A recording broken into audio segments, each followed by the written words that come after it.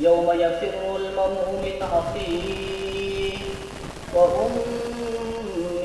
وأبيه وصاحبته وبنيه আল্লাহ রাব্বুল আলামিন বলেন, ও দুনিয়ার জমিনের মানুষ শুনে রেখে দিও, কাল কিয়ামতের ময়দানে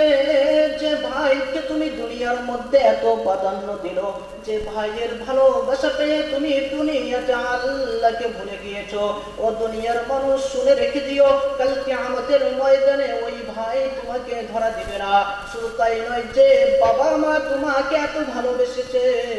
যে মা তোমার জন্য এত কিছু করলো, যে মা তুমি ছোট্টবেলায় যখন দুনিয়ার মধ্যে এই ঠান্ডার মধ্যে যখন কোনো জায়গায় পেশাব করে দিতে, ও দুনিয়ার জমিনের মানুষ শুনে রেখে দিও, ওই মা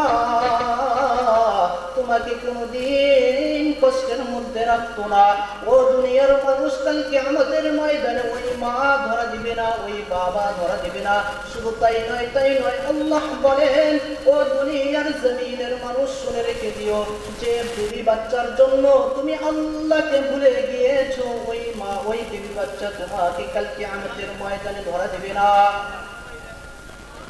শুধু তাই নয়, নবী মুহাম্মদুর রাসূলুল্লাহ সাল্লাল্লাহু আলাইহি ওয়াসাল্লাম বলেন, ও দুনিয়ার জমিনের মানুষ, ও দুনিয়ার জমিনের মানুষ শুনে রেখে দিও, মাইকটা ভালো করেন,